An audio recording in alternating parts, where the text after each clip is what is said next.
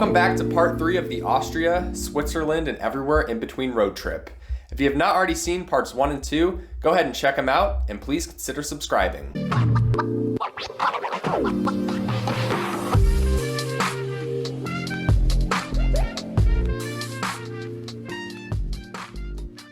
Part 3 is perhaps our most ambitious day of the trip, as we first head south from Linz to Hallstatt, before heading west into Germany to Konigssee, and then back north to Salzburg. Hallstatt, Austria. What do you think? Simply stunning. We arrived to Hallstatt without much of a plan, other than to see the postcard-worthy shot that the city is known for. We parked up on the edge of town and strolled through the village. We poked our heads into the church and an old woodworking shop before admiring the town square. We soaked up some views along the way before reaching the other end of town to admire what we came to see.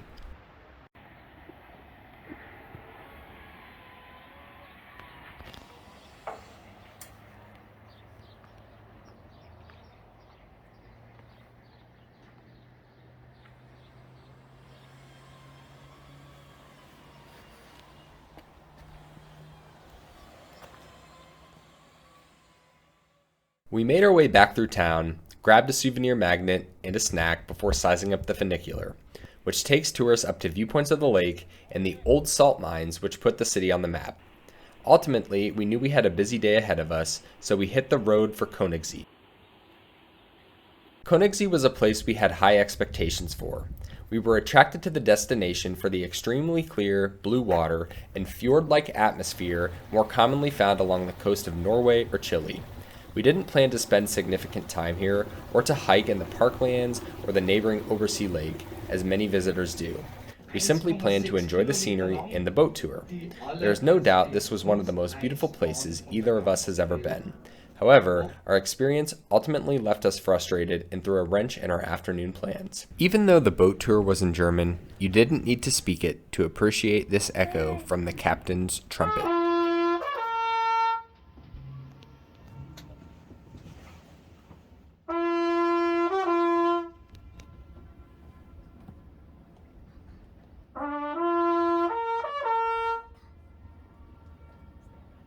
When you arrive, you first have to purchase boat tickets.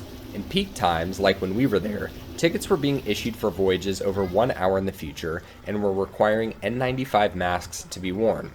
A round trip from the mainland to St. Bartholomew's Church and Island is advertised as 55 minutes.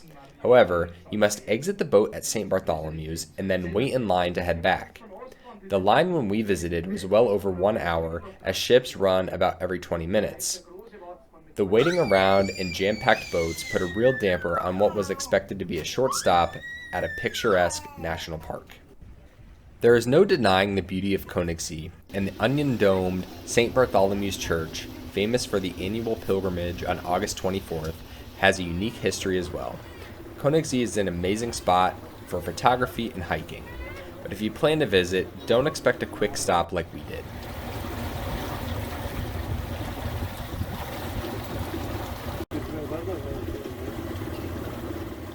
Eventually, we made it back to our car and were pumped to make it to Salzburg by mid-afternoon. We checked into our hotel, the Imlauer Hotel Pitter Salzburg. The property was perfectly adequate and had the best AC of the trip, which was crucial as we were heading into the most severe heat wave Europe experienced last summer. The hotel had a fantastic rooftop, which we will revisit shortly. We headed out, set on reaching the medieval Hohen Salzburg Fortress, which dominates the town's skyline. We took the funicular to the top and spent an hour exploring the grounds, which date back to the year 1077, while soaking in the views.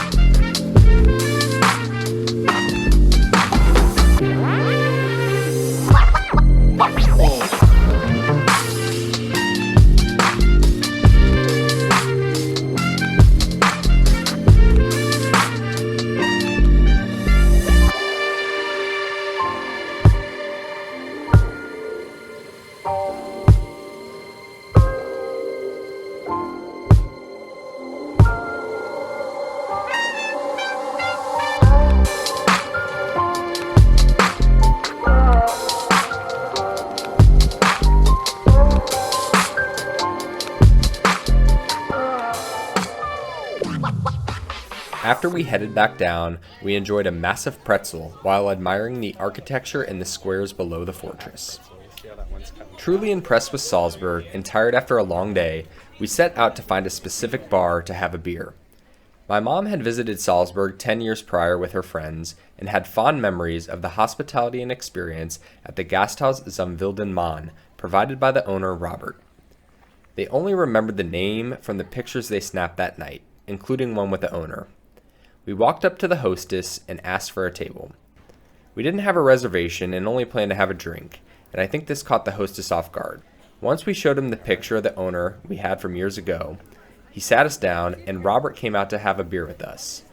As he zoomed in and out on the photo of his younger self, we could tell it really meant so much to him that his hard work and hospitality had resonated after all those years halfway around the world, and he was excited to welcome back international guests after 2 tough years. We snapped a photo of our own and joked that maybe someday my kids would track him down. The birthplace of Mozart is also in the area, which we checked out from the outside. It's open to the public, but we opted to skip that tour. Looking for our next pre-dinner beer, we stopped into the Augustiner Beer Garden. This place was packed on a summer's evening and would be a great place to enjoy some time with a group of friends. We stayed for a drink, albeit a big one, before taking the scenic route through the stunning Mirabell Gardens on our way back to the hotel.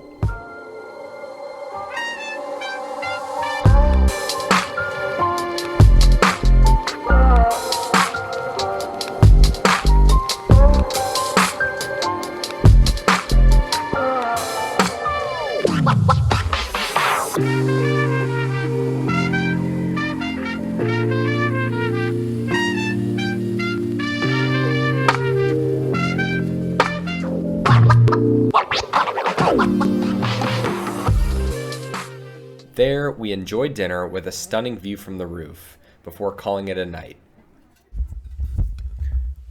And that wraps up part 3 of the trip. If you enjoyed, please consider leaving a like and subscribing. And don't forget to check back in 2 weeks for part 4, where we hit the Autobahn and head towards Switzerland and some of the in-between on the Austria, Switzerland, and everywhere in between road trip.